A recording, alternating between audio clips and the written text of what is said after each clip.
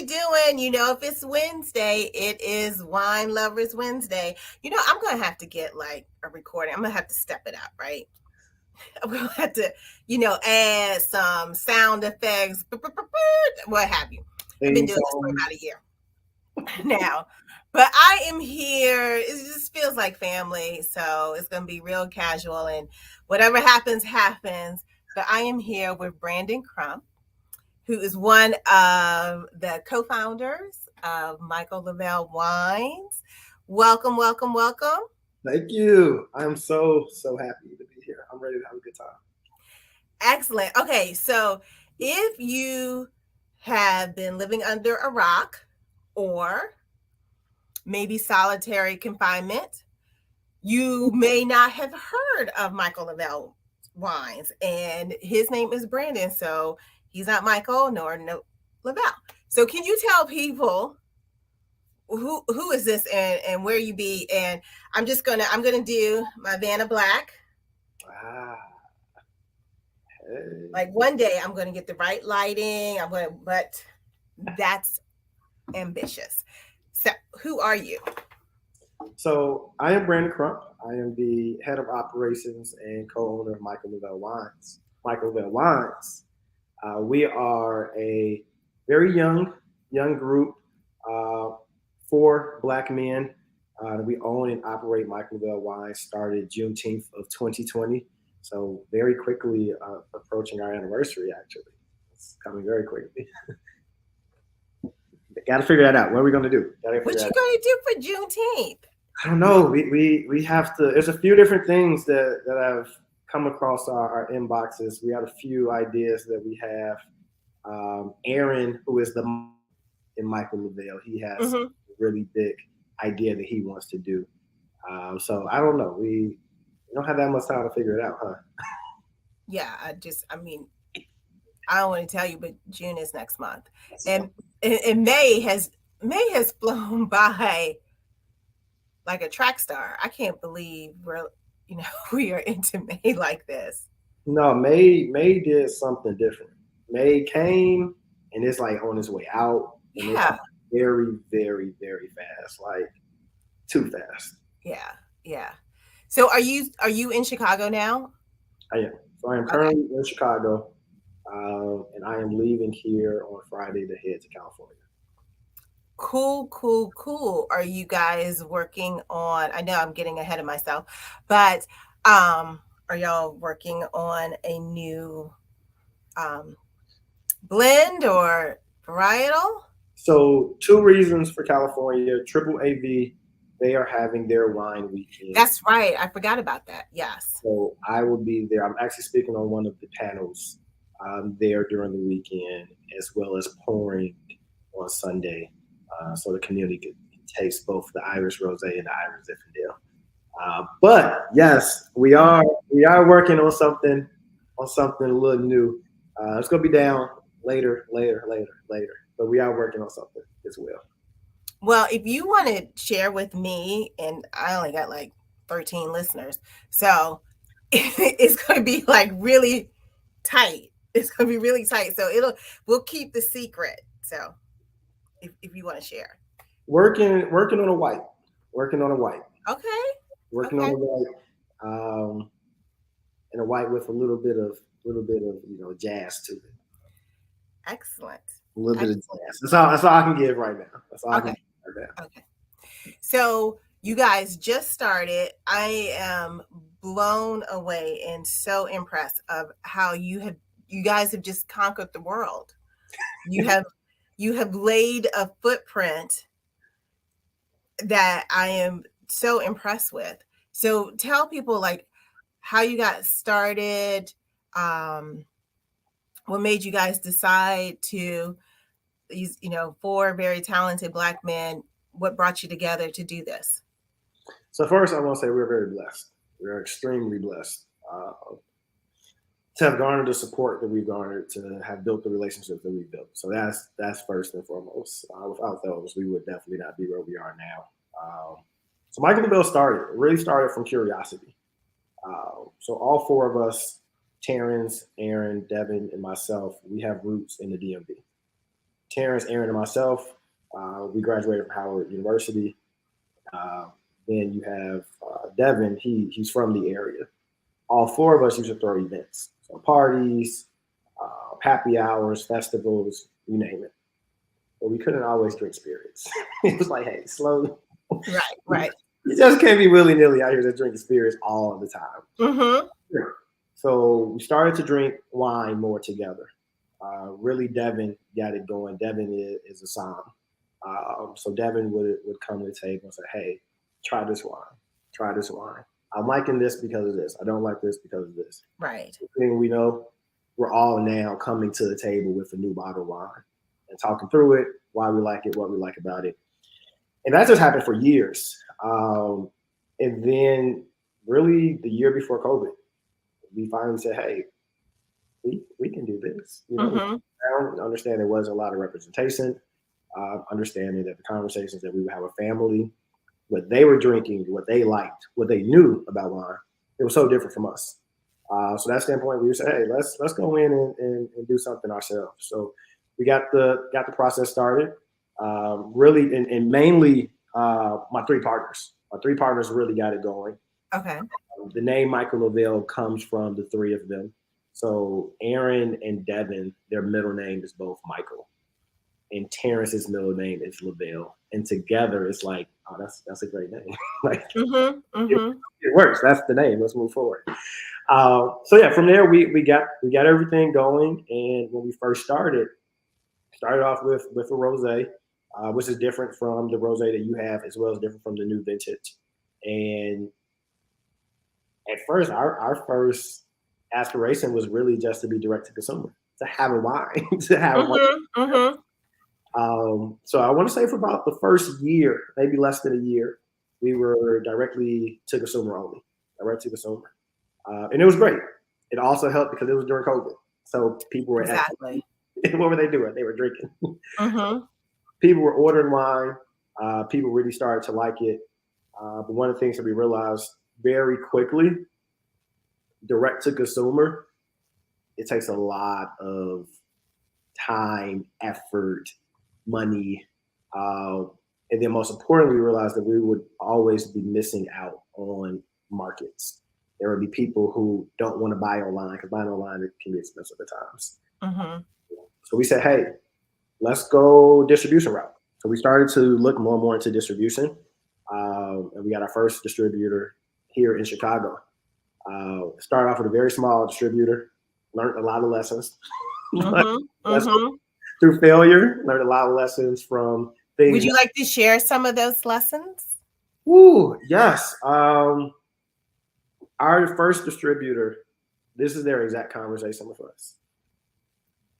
We are a distributor, and our job is to get the product to accounts. But we're not going to do any of that for you. The only thing that we are going to do is literally deliver the product to accounts. You all are going to have to sell everything yourselves. You guys are going to have to go and maintain the relationships. You're going to have to go and handle the accounting part of it. Literally, we are only going to deliver the product on your behalf. That's like an expensive UPS service.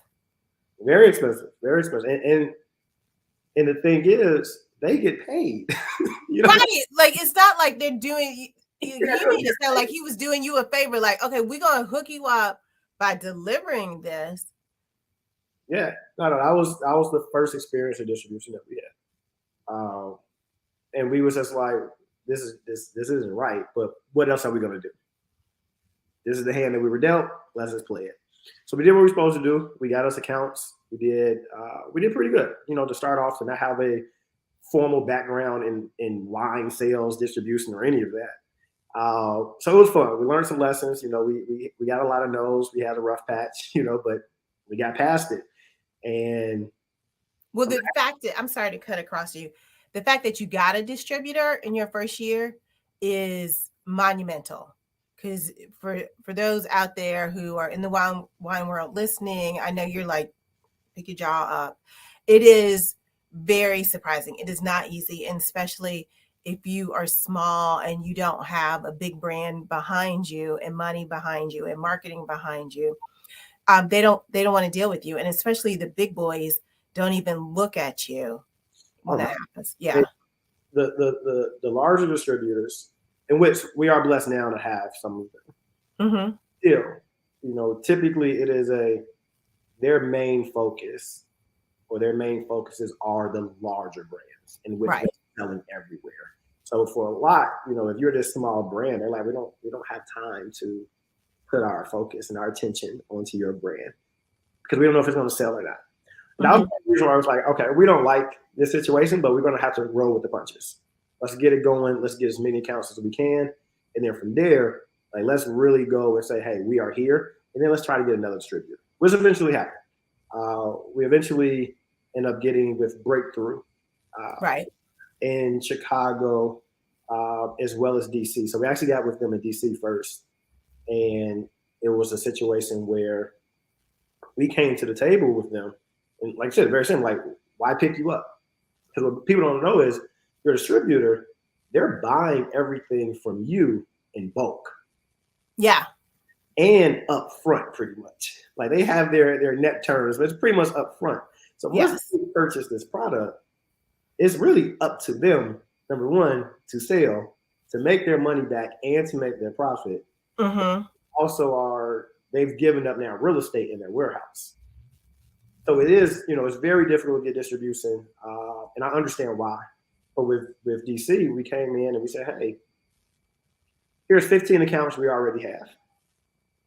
We got about 10 more that are saying they're willing to pick us up as soon as they find out who our distributors are. Mm-hmm. And Breakthrough became a very, very big partner of ours in DC. And then that scaled from DC to Illinois, and now Maryland, Virginia, and actually we're in talks with one more state with Breakthrough. So that relationship has grown a lot. Yeah. Very supportive, and they've helped a lot. Yeah. That's huge. That's great.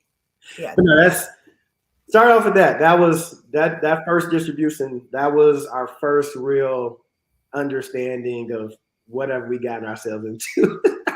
Well, this is what I wanted to ask you in my notes. Question number 2700 is, so now, like, you're in the wine industry and you look back and you're like, I didn't expect that to go that way. Like, that's not how. Can you tell us about a situation where you look back and you go, Yeah. I really expected that differently from the outsider's perspective, and now you're sitting on the other side? Yeah.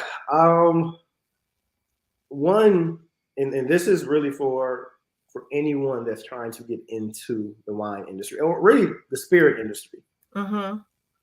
If anybody's trying to get into the spirit industry, definitely from a maker standpoint, the biggest thing that caught me off guard, that says no one really thinks about, is the compliance side of it. Like, the compliance side of it is a completely different company.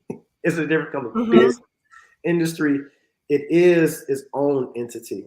And it makes sense when you think about it. Alcohol is one of the, probably outside of finances, it is probably the most regulated industry. Everything is involved with the government. Everything is permits. Everything is registrations, and they're all kind of tied together. So you don't have one, you can't get the other. So the biggest thing that I would say is that I was not expecting for it to be so regulated, and Mm-hmm. and for all of these regulations, registrations, permits, and everything to be so expensive. Oh my gosh. Like, it is. I think when we first had the idea of saying, hey, we want to scale and we want to make sure that Michael Lavelle is available for as many communities as possible, that sounds really good.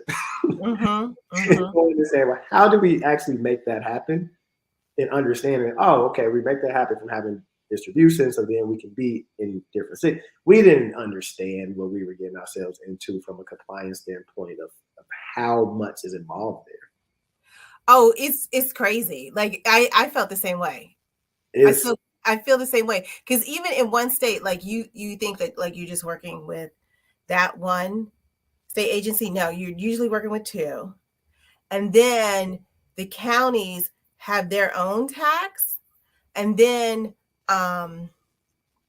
sometimes the city has its own tax, and then there's tax on shipping, and you're like, this is crazy. Well, one, and I'm happy that you just brought it up, Leslie, is Maryland.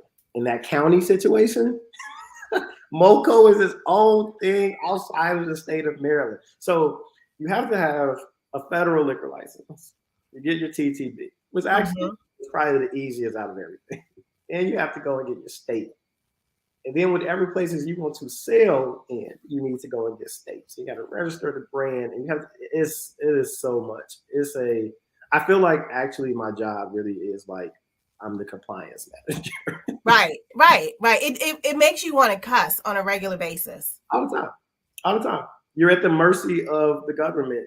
And the crazier thing is each state does it completely different from the other state. Completely. So you don't know. Like there's no, and they don't answer the phone. Don't get me started. That's a whole, if you want to get into the wine business, not wine education, if you want to get into making and selling a product, we can do a podcast on what you need to know about compliance. That is a 2-hour conversation by itself. Right. Yeah. And that's what I tell most people. I say, hey, if you're really trying to go this route, do not miss out on compliance. You're going to think about the product. You're going to think about marketing. You're going to think about sales. You're going to think about everything about compliance first. Yeah.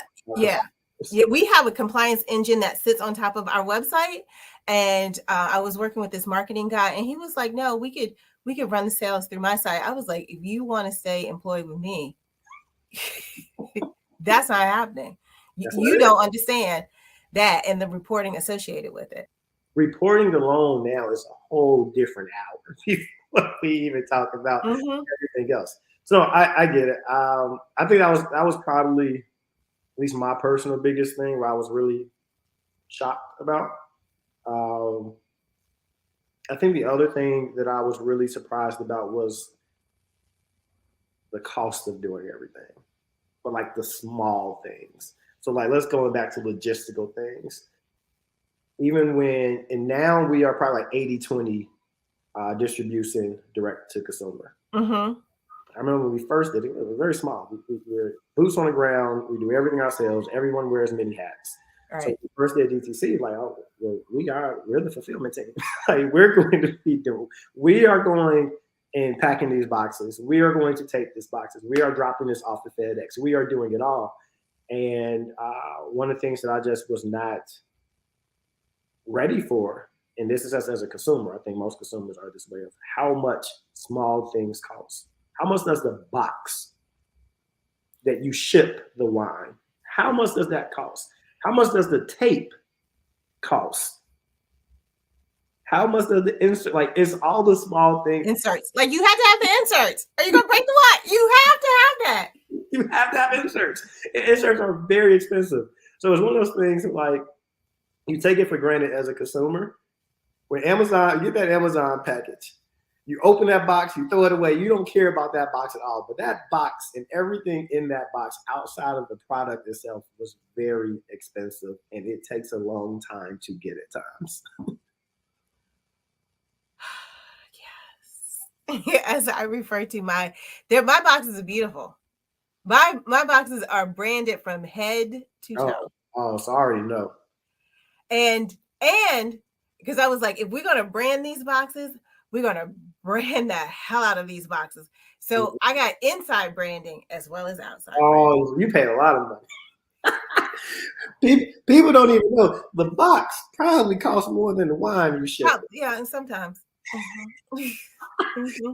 And just for people to open it and then put the box to the side or throw it away. You're like, can you save that box, please? Can you like that box? Can you repurpose that box? Can you post a picture of this box, please? Like, yes, right. So anybody who is listening gets a wine concierge, please take pictures of it so people can see. It's a beautiful box. You know alcohol is coming to your house. It is a beautiful box. I mean, you even get to the part. I had a conversation with FedEx maybe a couple days ago for about an hour.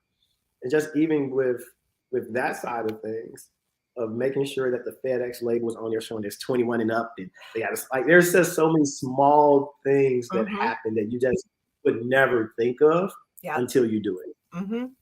Until you do it, you would never know or think about it. That's why you drink. That's why you drink.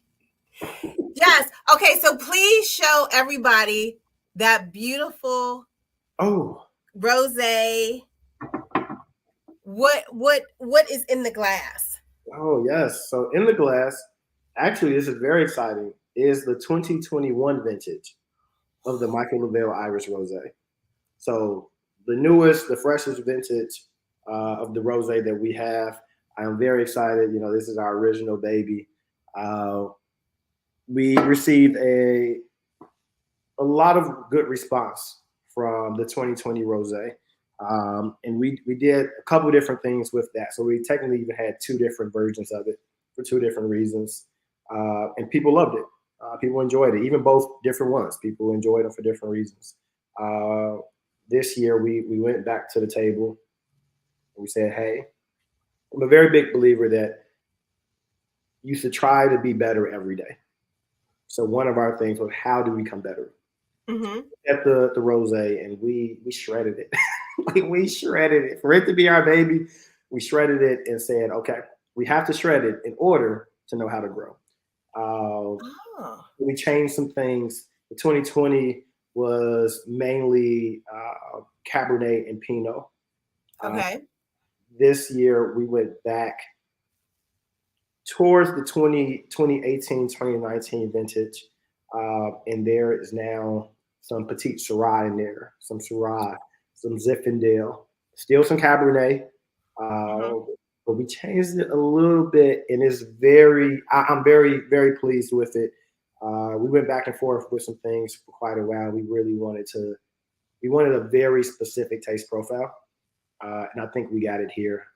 Consistency will live within this bottle, I think, for quite a while now. Still very fruit forward. That's what I was going to ask you. You do have, I mean, it's a dry rosé, but it's not in the traditional provincial type of dry rosé. Right.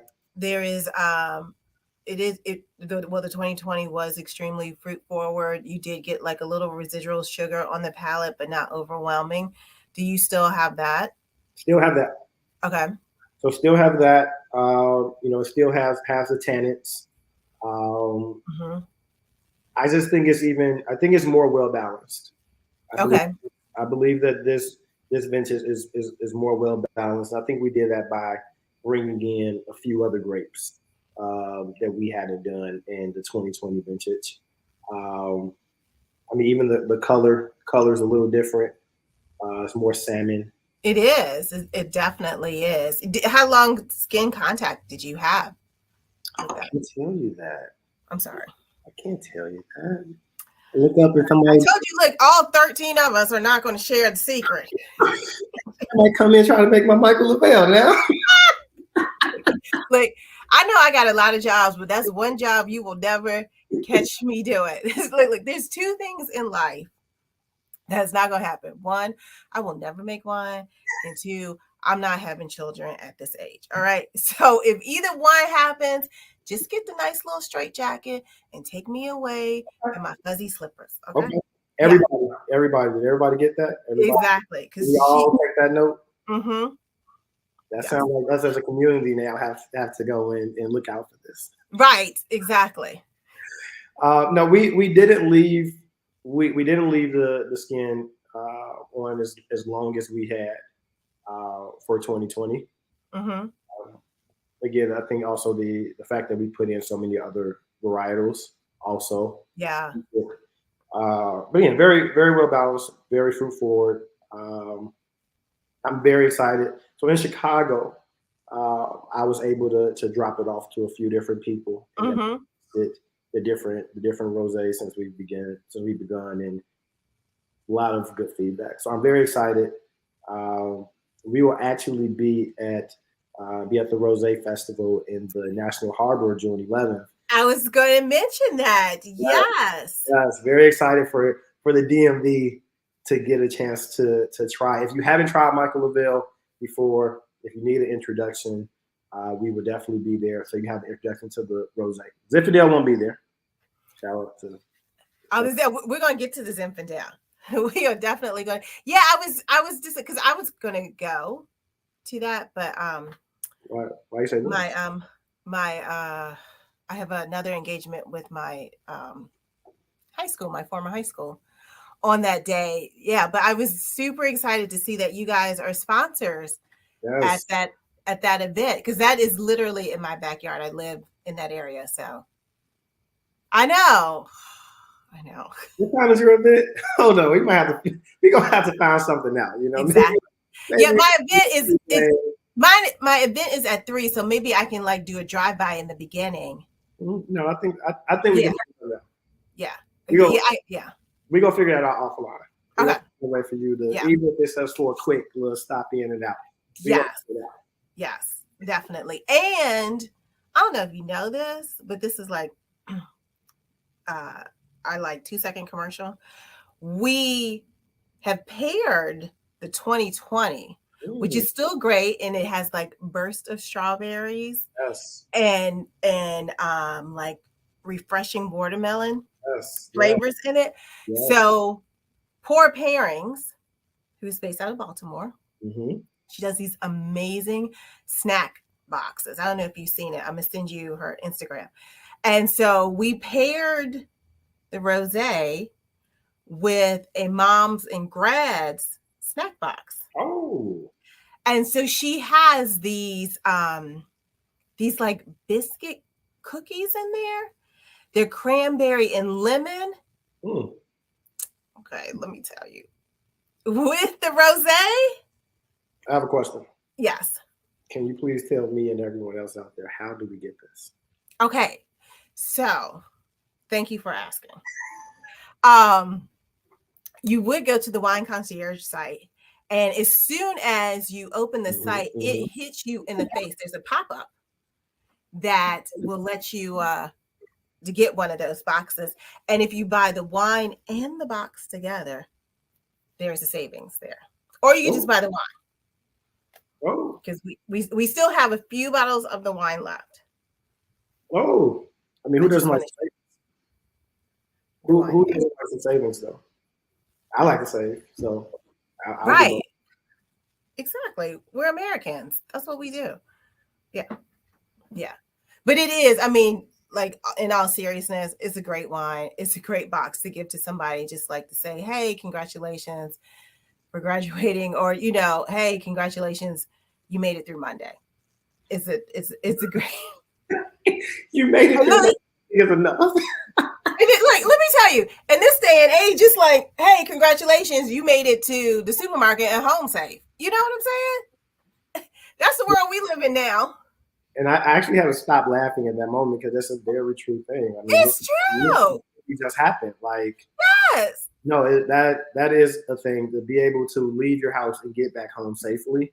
Right. You just stop, Mm-hmm. Yeah. That's very real. That's very real. Yes. So let's talk about your second baby. Like, did you feel, how the entertainers are like, this is my sophomore jinx or what have you? Did you feel that way making the Zinfandel? Absolutely. It was so much pressure. it was and pressure that I put amongst myself and the team, right? Like, I'm the bad guy here. We knew that we wanted our second varietal to be a red. Okay. So we had been going back and forth for the longest, tasting things for the longest, blending things, reblending things. Like we had several different things in which we could have went with, which is great because now it's easier long term. Like, oh, let's go back to that. Right. But the Zinfandel, that just, it did something. We went back with that one probably like 3 different times. We had made some adjustments probably like 3, 4 different times. But the reason we really went with the Zinfandel Michael Lavelle, one of the biggest things, going back to our family, Mm-hmm. wines that were different from what we would drink. We're not knowing about wines that we knew about, or just not having that palate. So a very big part of it is to educate, is to go and help exercise our palate and our palate Right. in the Black community. So when we kept going back, like, okay, what red do we want to do? Everyone kept talking about all the traditional reds that you think of. Mm-hmm. That's kind of boring. That's, our first wine was a rosé, so I feel like we can't now try to do traditional things. Right. And Devin said, "Hey, let's play around with some Zinfandels."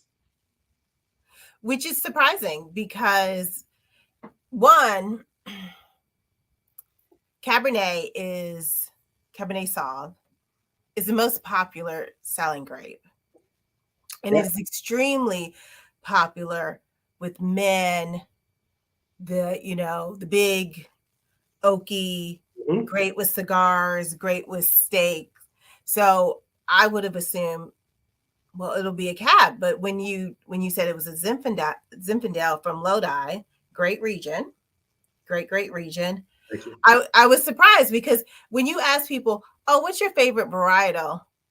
We're not saying Zinfandel. They're not saying, yeah, No one's saying Zinfandel. yeah.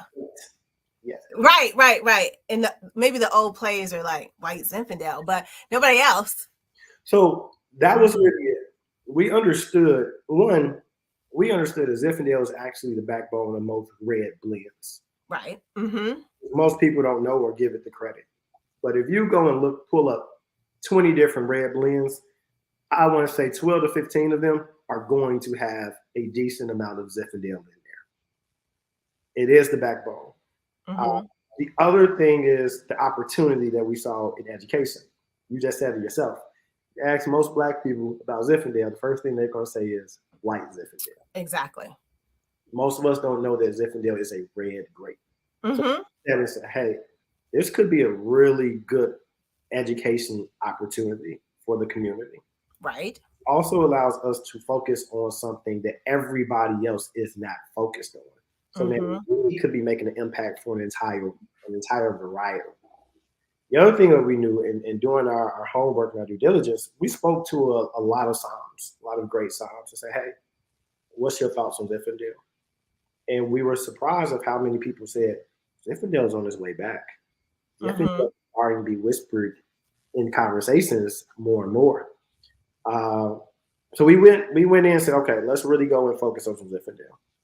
So at first, ours was higher alcohol, just like most Zinfandels, 16%, which is why Mm-hmm. most Zinfandels are more jammy. Yeah. We said, let's take this down. Let's take this from 16 to 14%. Once we took that, that changed it. That was a big difference. The Zinfandel is much more juicy than it is jammy. Yeah. We aged it in French barrel oats. So that also, to me, is probably the biggest thing. The French gives a lot of bacon seasoning, a lot of bacon spices. So you're going to get Mm-hmm. of vanilla, of cocoa. And I think that really is what gives it its flavor. So a lot of people now, they try a Zinfandel. They say, this isn't a Zinfandel. Right. I was talking to somebody about it and they were like, because I hadn't tried it yet. Mm. And I was like, I don't know. Zinfandel and summer's coming up. That's going to be pretty heavy. Like, so people are going to shy away from it. And they had gone to your event in New York. Okay. I think you did like a dinner there. Yep. And they were like, no, it's not. It's not heavy at all like that. People are so surprised because it's still a full body red. Mm-hmm. It's not very heavy. It's not overly dry. Like the way that we extracted things, it really is oh, so sorry, Apple. It really, I mean, very similar to the rosé. It's very well balanced. Mm-hmm. Very well balanced, and it is and this is the part that makes me really happy. It can be, and the goal is for it to become an everyday red. And we are starting to hear people's conversations and saying, no, I can drink you out Zinfandel every day. I can drink a bottle of your Zinfandel in one sitting and tomorrow not be hungover. I can drink it myself. I can drink it with food. I can do a lot of different things with it. So I'm so happy with it. I'm so happy. That is great. That and remind me, what's the vintage on that one? So this was 2018.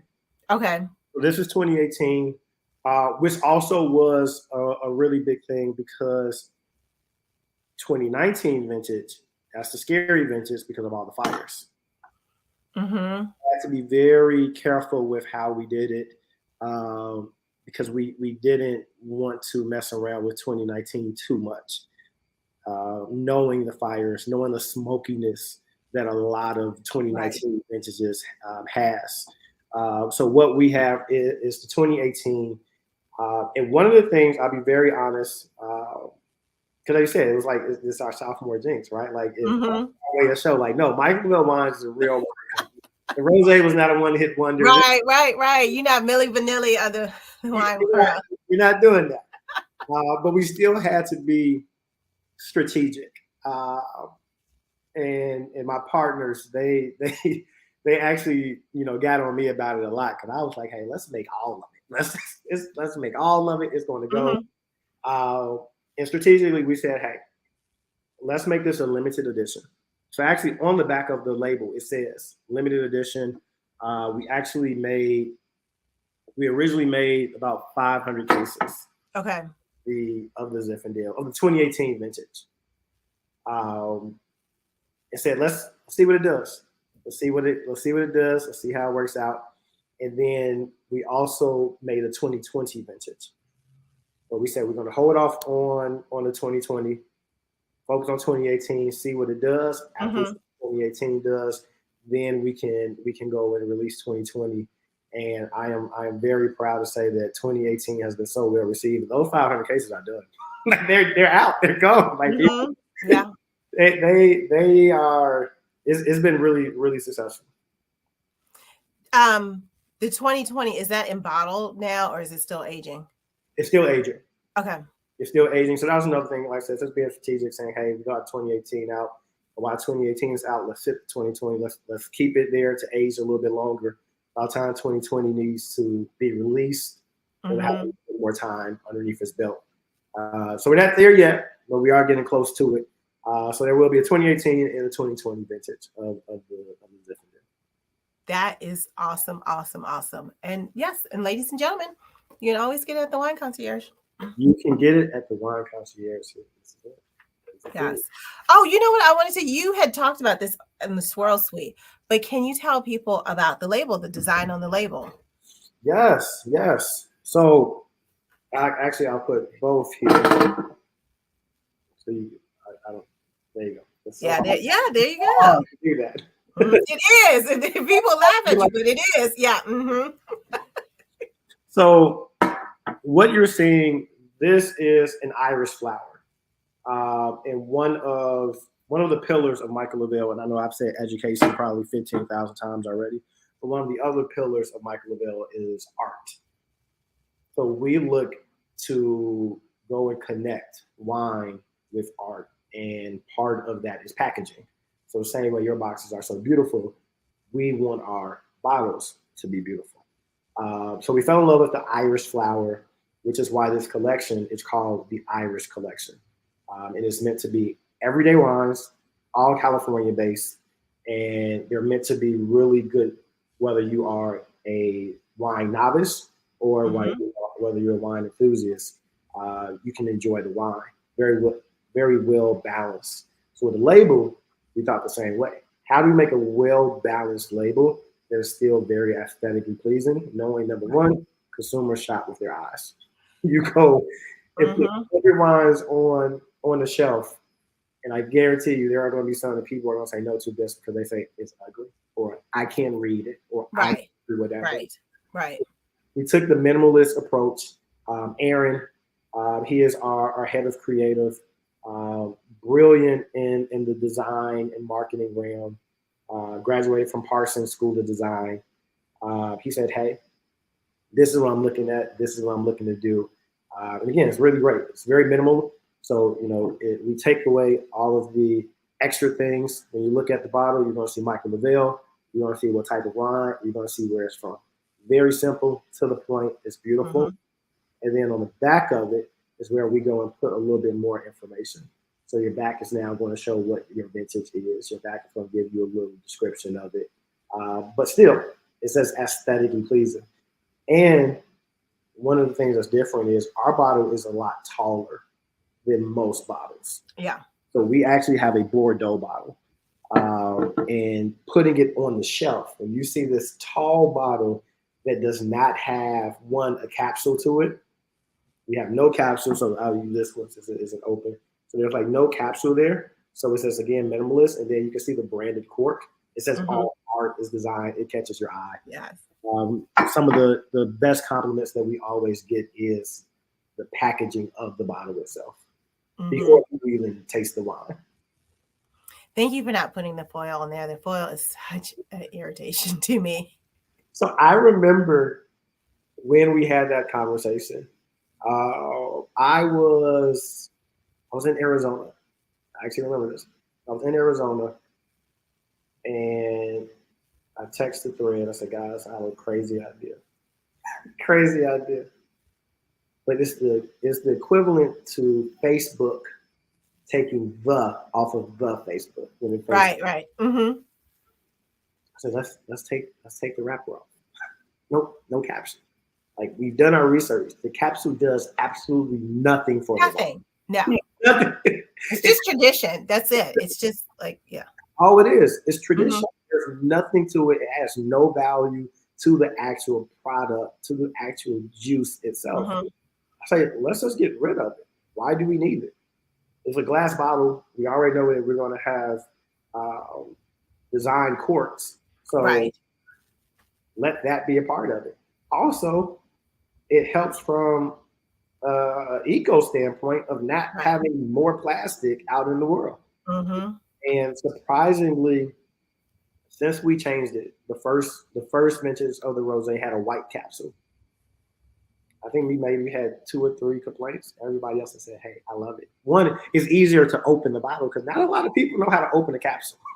Right. Oh, yes. I mean, how many times have you? Okay, so this is a little PSA. Take the foil off. You don't have to take all of the foil off, but you can cut down to. That's why they have the foil cutters. You can cut down to the first lip. A lot of people like to cut down to the second lip, but what you don't want is, what is it, shards of foil falling into your wine. So that's why people cut it off.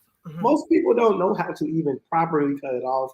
Most people go and they say, "Hey, this takes too much time," so they go and get their wine key and they undo it with the capsule being on there, and that's when you go and get it in the glass. Let's remove that. Why make it hard for people? Let's make it as easy as possible for people. So let's take it off. And sometimes I do, and you can tell how well it's packaged. I just pull it off. I don't even cut it. Sometimes you don't even have to cut it. You can just like squeeze it and just pull it off. That's also I'm so happy you said that. Most people don't know that. Like I'm a sparkling lover. I love sparkling. Champagne specifically is my favorite type of wine. And that is how I technically judge sparkling wine. How easy is it to take it off? How does it look messy? Is it crisp? Like, I judge a wine based off of that.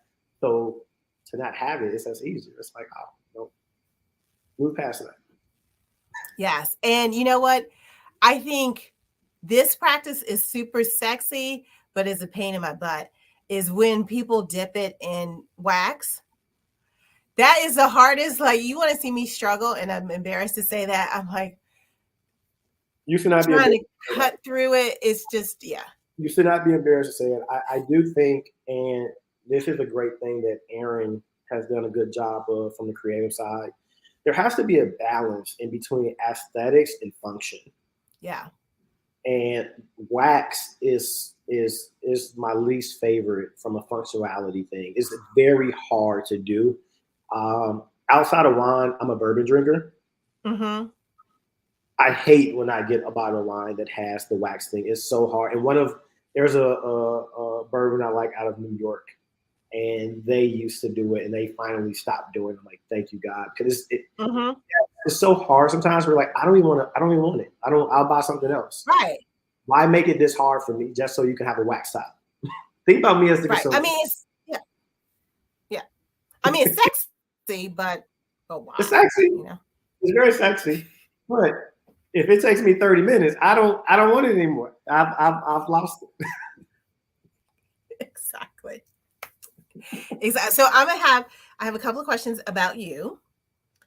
And one question is, so if you weren't in the wine business, what would you be doing?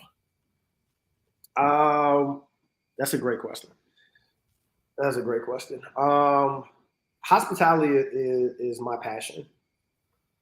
My end all goal is to own a hospitality company. So Mm-hmm. restaurants, bars, lounges, hotels. Um, I want to eventually own a sports team. Like I want it all. I want it all. So one of the things that I do now, outside of the wine, I've recently got more into the Airbnb space, Okay. going and obtaining more Airbnb properties in different cities. And the reason I thoroughly enjoy it, I did one in Philly in March, and I was there for about 6 weeks, and I enjoy just curating the space, designing the space, furnishing the space, Mm-hmm. understanding why do you pick a hotel? Like what makes a hotel good? Why do you go back to a hotel? Why do hotel sheets? Why are they white opposed to Mm-hmm. colors? Like learning the service aspect of what makes people happy. Um, so right now, outside of Michael Lavelle, I put a lot of attention into that. I've created actually a company. It's called Homie, like Homie, like a homie, Yeah. Oh, okay. Uh-huh. but it's spelled HOMI. Okay. It is. It's again. It's a very service based thing. It's a people thing. Um, so if I was not doing wine, I would still be doing that. Prior to Michael Lavelle, so I've actually always been in hospitality. Okay. I started my career in sports. So I worked for the Washington Nationals for 5 years uh, Mm. in their service department. So Okay. my my job was to make the season plan holders happy, to get them to see the benefits of their plans. So it's always been service to me. After that, I was the restaurant success manager of Toast. It's a POS company, and I was a restaurant success manager for the DMV area. So from there, Okay. it was a let me help restaurants. Let me help restaurants hit their, Mm-hmm. how do you grow? How do you scale? What do diners like? What don't they like? And then after or during COVID, and I relocated back to Chicago, I became the operations manager of Grubhub.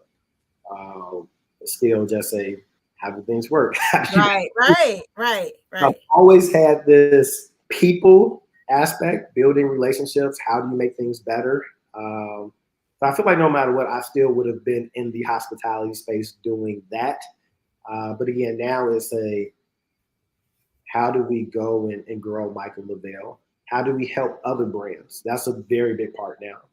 Are there other brands? Are there smaller brands? Wine enthusiasts say we're the youngest black-owned wine label. I don't want to be the youngest black-owned wine label. Who's next? And how do I help them? How do I support them? How do I tell them not to deal with that first distributor that I had? Yeah. Instead, how do I connect them with one of my current distributors?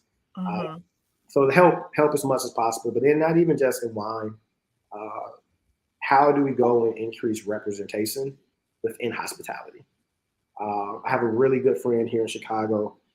She's an operations manager of a restaurant called SMA that just received a Michelin star restaurant. That is wonderful. Black woman named Tia. Um, they haven't even been open for a year, and they got a Michelin star restaurant, a Michelin star. Damn. Right. Wow. She emailed and said, "Hey, she's been a big supporter of Michael Lavelle as well as other black-owned brands." And the first thing she did was say, "Hey, I'm looking to hire. Obviously, I want to hire more of us. Mm-hmm. If you know anybody? Let me know if you know anybody that has the background, that has the service, that can come and do it." First, I said, "Oh, let me connect you with Ikini over at the Roots Fund. You know, how can we go Mm-hmm. and Mm-hmm. expand representations that's within hospitality, because we don't realize, like, you don't have to own a wine, you don't have to own a restaurant. Yeah. There's so many other positions that are very valuable. Mm-hmm. To increase that. So I think if it wasn't a wine, I would still be doing that. Still doing that. Restaurants, hotels, bars, just increasing our representation in this industry that we do a lot with. Like, we do it. Black folk do a lot in the hospitality. Like we do so much. We're so good at it. We're so talented. Like, I want more for us. Yes, definitely. So Chicago has great summers. Great summers. I think they're hot, but they're great summers. Yeah, but it is. I think Chicago might be the best city for a really good summer. Close, but I would have to say DMV area. Yeah. Okay. I know you're about to ask me something. So remember what you're asking me. Okay. But last night I was with some friends and they said, of all the places that you've traveled, what is your favorite city? And the first thing I said, I gave a disclaimer. I said, my favorite city in the world is DC. Mm-hmm. So, but I love DC. That's my home. So I can't. Right. Mm-hmm. But then, they doubled down and kept asking more and more. About time we were doing the conversation, I had given them an entire presentation of why the DMV is amazing. Yeah. An entire thing. So I'm here with you. I agree with that to a degree. But I'm just talking about, if you just want a quick little pop in, pop out. Oh, most definitely. Yeah. Is summertime shy is something different. Yeah, it is. It definitely is. Like, a good time will be had in Chicago if you go there for the summer. And you don't even have to look for a good time. You will have a good time. It's gonna find you. Yeah. It's gonna find you. Yeah. So are there any summer goals? For me or for Michael Lavelle? Both. One. Whatever you'd like to share. Summer goals for Michael Lavelle. I actually have a very, very big goal. And it's not even a summer goal. It's really a 2022 goal. Mm-hmm. But a lot of the work is going to happen in the summer. I want to leave this year with a very strong presence in every major market in the States. And I think it's very doable, and I know that we're going to do it. The team is amazing. The things that Terrence can do from a branding standpoint, Jesus.